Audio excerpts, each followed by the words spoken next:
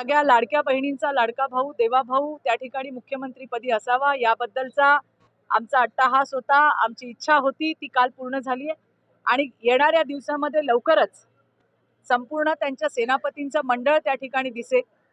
मी असेन किंवा नसेल, पण राज्यातल्या लाडक्या बहिणींचा नक्की समावेश त्याच्यामध्ये झाल्याशिवाय राहणार नाही.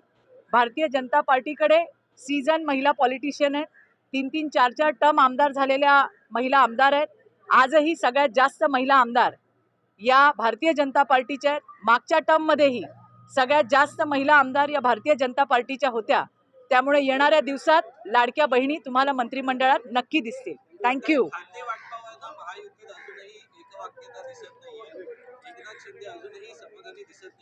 असं तुम्हाला वाटतंय, असं काही नाही आहे.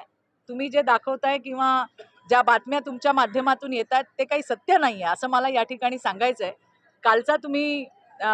कालचा शपथविधी तुम्ही पाहिलात, अतिशय खेळीमेळीच्या वातावरणात झाला. त्यानंतरची पत्रकार परिषदही तुम्ही पाहिलीत, जी अतिशय चांगल्या पद्धतीने झाली.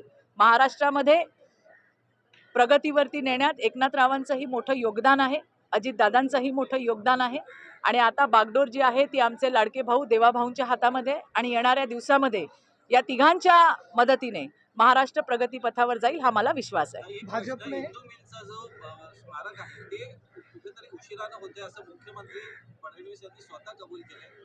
आंबेडकरी जनता सुद्धा प्रतीक्षेत आहे की नेमकी काय तारीख असणार आहे. या राज्यातली प्रत्येक जनता ही हे स्मारक कधी पूर्ण होतं याची वाट बघते. मी तुम्हाला विश्वासाने सांगते, देवेंद्रजी लवकरात लवकर हे जे काम आहे ते सुद्धा मार्गी लावतील आणि महाराष्ट्रातल्या जनतेची ही इच्छा सुद्धा पूर्ण करतील.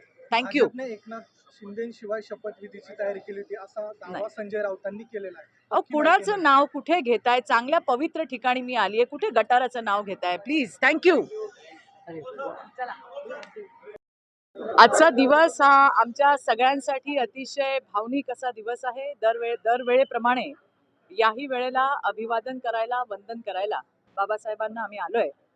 खरं तर देशातल्या 50 कोटी महिला, देशातल्या 50% महिला यांनी बाबासाहेबांना रोज वंदन केलं पाहिजे असं माझं म्हणणं आहे. कारण जगातली पहिली ही अशी डेमोक्रेसी आहे ज्याच्यामध्ये अगदी पहिल्या दिवसापासून महिलेला मतदानाचा अधिकार जर कोणी दिला असेल तर तो बाबासाहेबांनी दिला आणि त्यामुळे या देशातल्या 50% महिला या मेनस्ट्रीम मध्ये आल्या, मुख्य प्रवाहात आल्या. नाहीतर चूल आणि मूल याच्या पलीकडे महिला गेल्या नसत्या. हे अगदी त्रिवार सत्य आहे. आज आम्ही या ठिकाणी आलो, बाबासाहेबांना अभिवादन केलं, नमन केलं, वंदन केलं आणि आता या ठिकाणी बाबासाहेबांनी जे आम्हाला द्वार उघडं करून दिलंय प्रगतीचं, त्यावरती चालत शेवटच्या महिलेपर्यंत पोहोचण्याचा आमचा प्रयत्न आहे. तिला मदत करण्याचा प्रयत्न आहे. तिच्या आयुष्यामध्ये सुधार आणण्याचा, तिच्या आयुष्यात आनंद आणण्याचा आमचा प्रयत्न आहे. थँक्यू.